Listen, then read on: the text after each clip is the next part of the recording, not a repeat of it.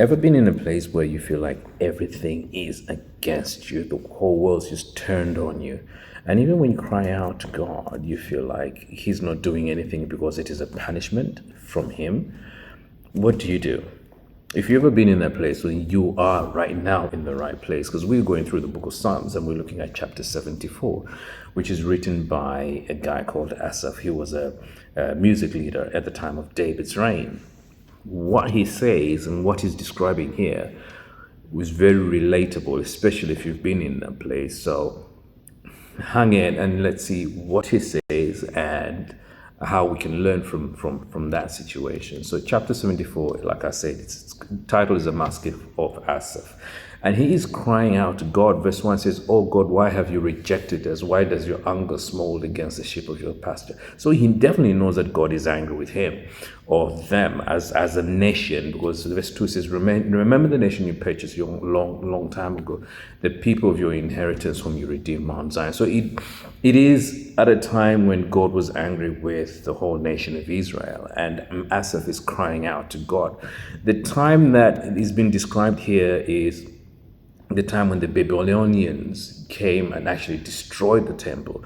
Verse 7 says, "They burnt your sanctuary to the ground. They defiled the dwelling place of your name." So that is most probably the time that this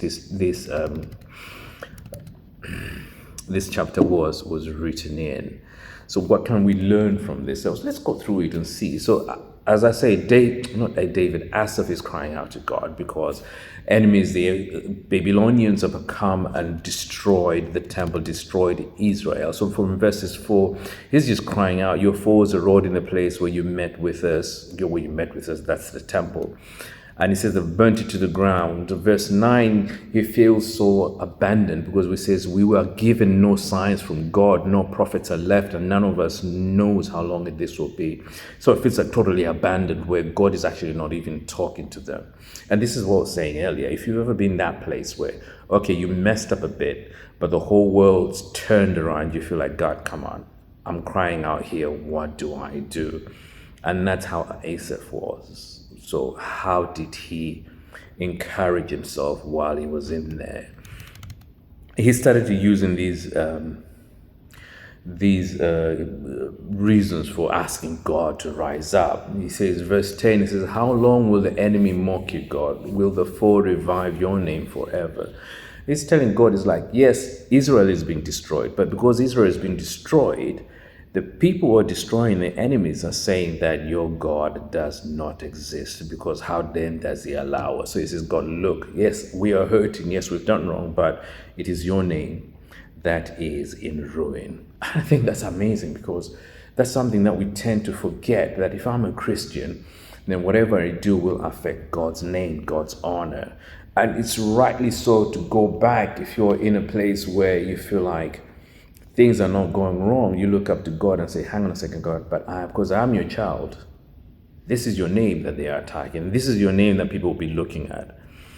I love that. And then he turns around. This is very familiar in the whole book of Psalms, that as they start to cry, they get to a point, they put a "but."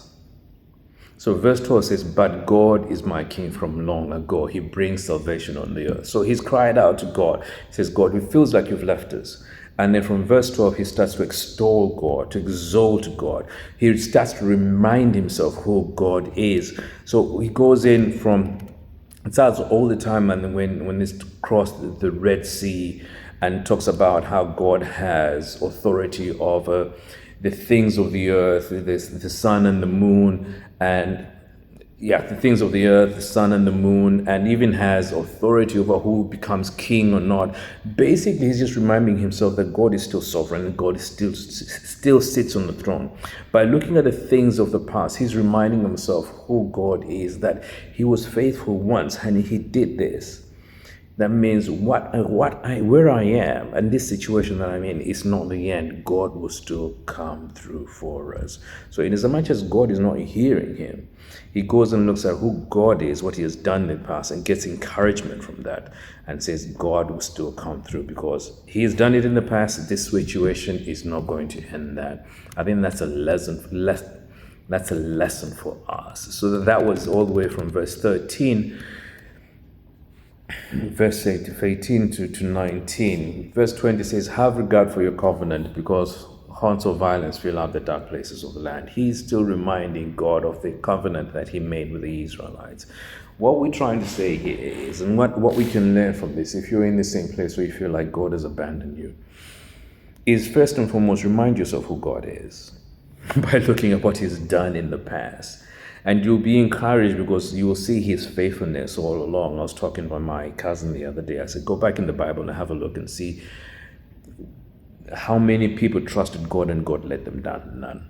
If there isn't, then there's no need for us to worry. In the same thing, yes, you've done wrong, but yes, people are punishing you, but God is faithful. He's full of mercy. Right now, what we always ought to do is just cry out to God.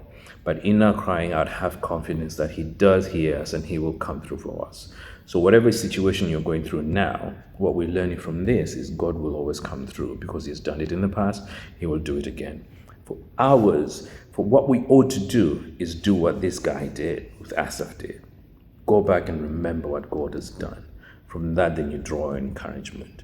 Rise up, O God, and defend your cause. Remember how fools mock you all day long.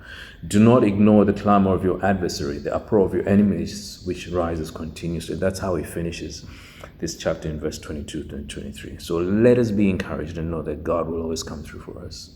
Especially if we are Christians and people are attacking us, then it is God's honor at stake, not our name.